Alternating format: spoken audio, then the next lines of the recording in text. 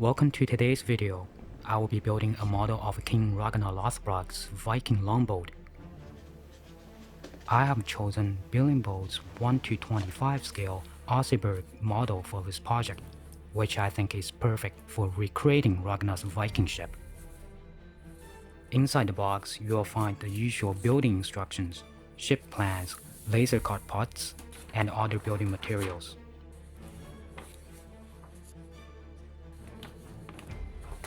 The laser-cut wood parts are especially impressive, with intricate details that must have taken a long time to engrave.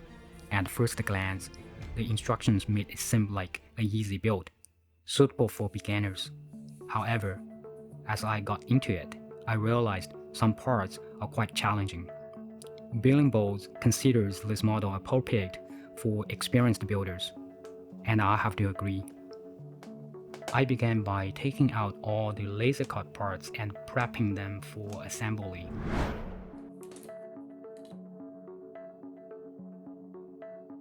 Vikings was one of my favorite historical dramas on the History Channel, especially the first 3 seasons.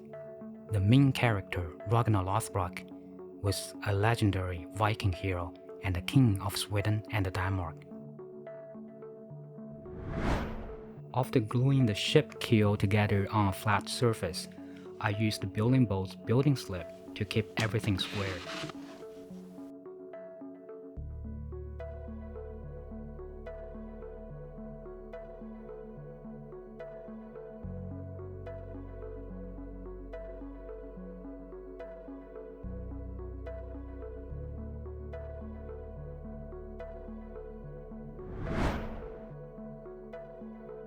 The model is based on the Oseberg, the oldest Norwegian Viking ship, uncovered from a burial mound south of Oslo in 1904.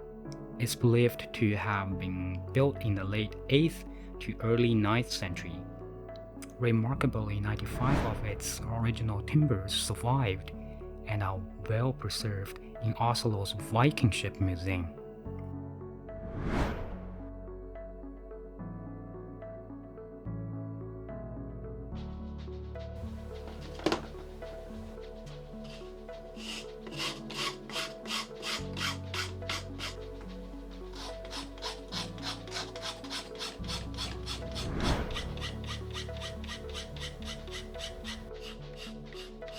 Here, I'm sanding the bulkheads to the right shape so the hull planks can fit snugly.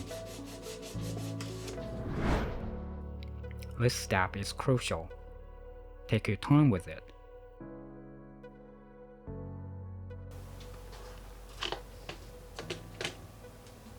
Next, I use the compass divider to transfer plank markings to the keel, which will serve as guides for laying the planks.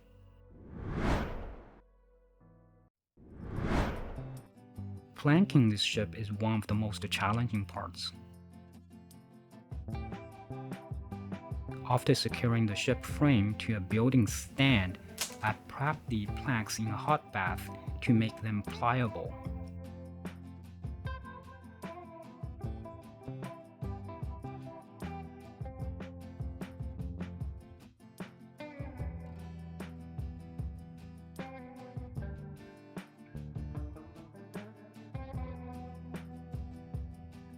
Then, using the guiding points, I assembled the planks piece by piece. The key here is to use a bold building technique called clinker build, where the edges of the hull planks overlap each other by about 1.5 mm. This clinker build technique, originating in Scandinavia, not only strengthens the hull but also adds flexibility when at sea.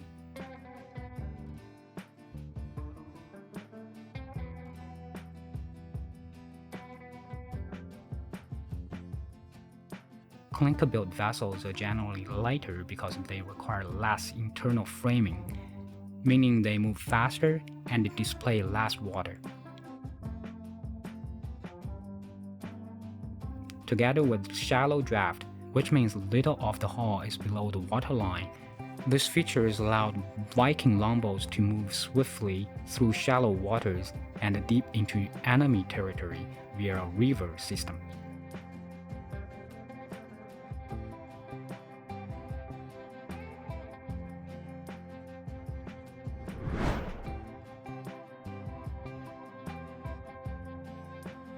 After installing the top strakes on both sides, I moved on to prepping and laying down the decking.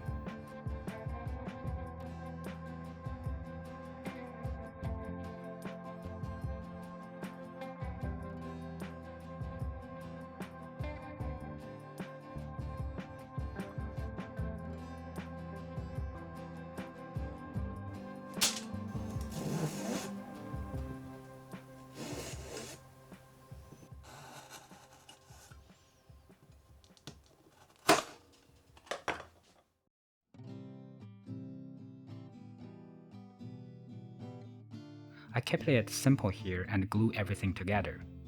On the real Viking ships, parts of the decking were kept loose to store weapons and plunder underneath.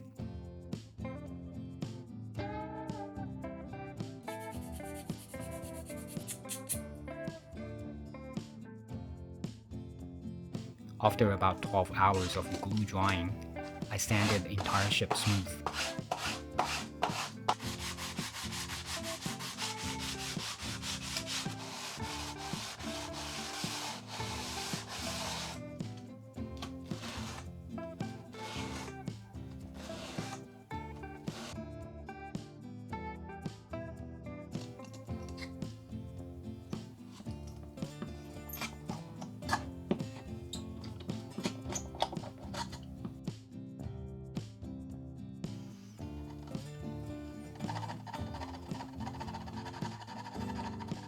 Now I'm making oar holes, essential for when the crew needed to row in the absence of wind.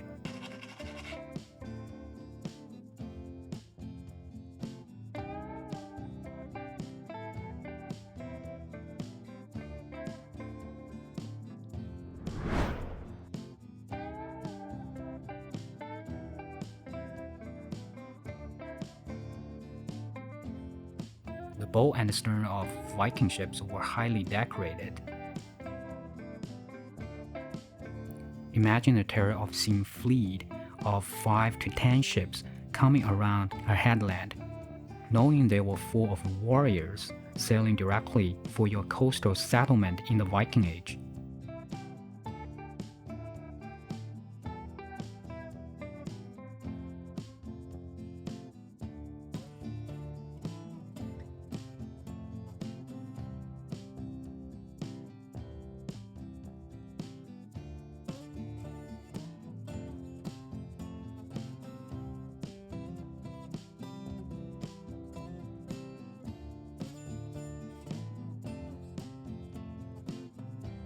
From the 8th century, Viking ships were equipped with large sails supported by a massive timber block called the keelson, which distributed the weight of the mast and the strain of the sail when underway.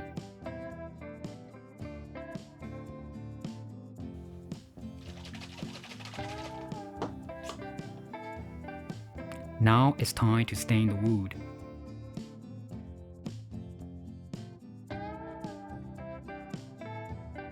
I chose a dark chocolate color to mimic aged timber, though aged oak or mahogany would work well too.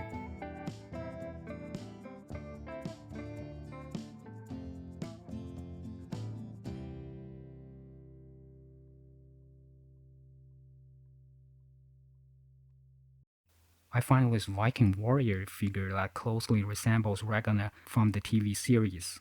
Although it is 1:24 scale, I think it will look great on this 1:25 scale Oseberg model, which is why I chose it for this project.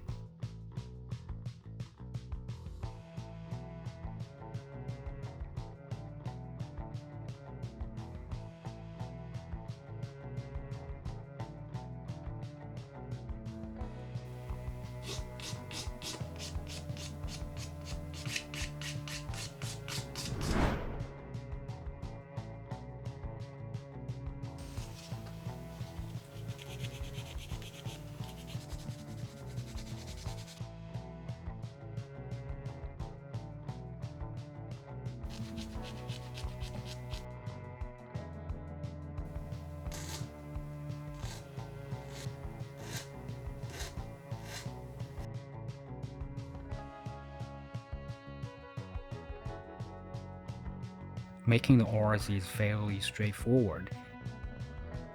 Just sand, glue, sand,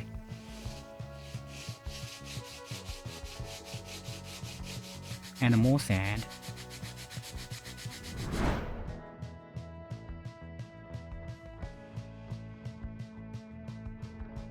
then stain.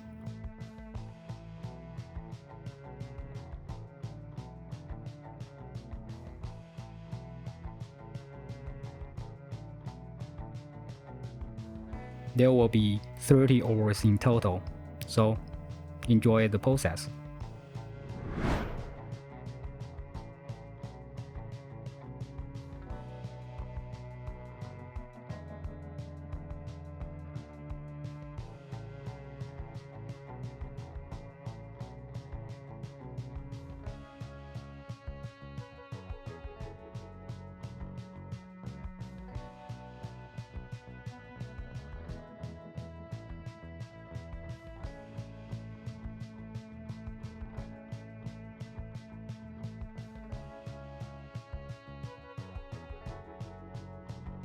The sail is not a challenge.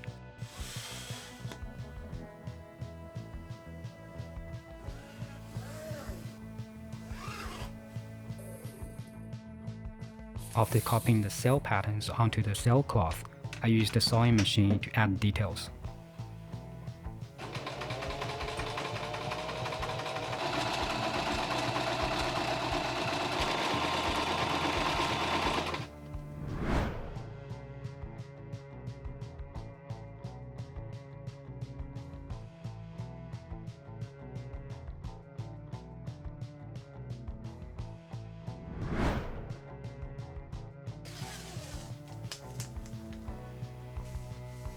The tricky part was getting the white and red stripes. Fabric dye didn't work as planned.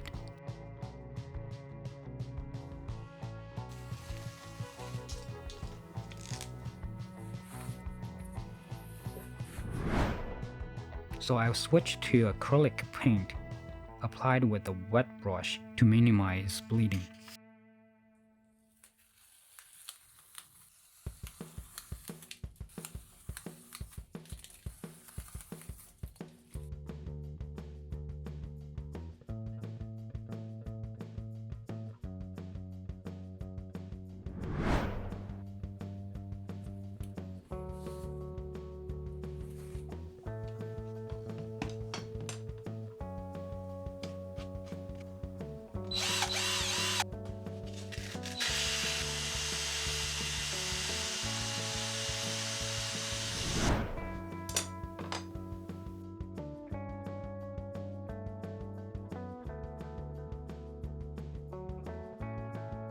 Rigging the ship is simple, so I won't go into details here.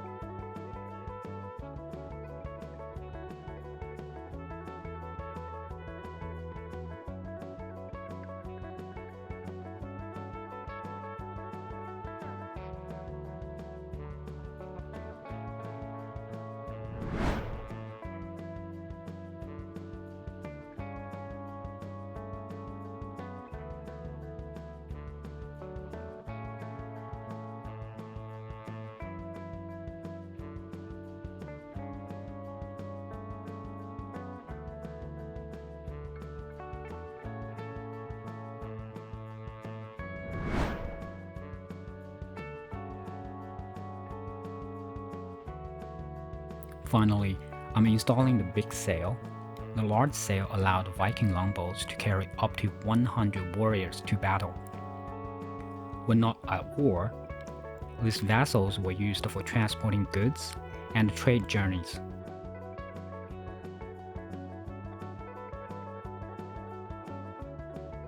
Now I'm working on the Viking shields, one of the most symbolic elements from the Viking Age. Bright colors were used on the shields to send messages. Red for war, white for peace.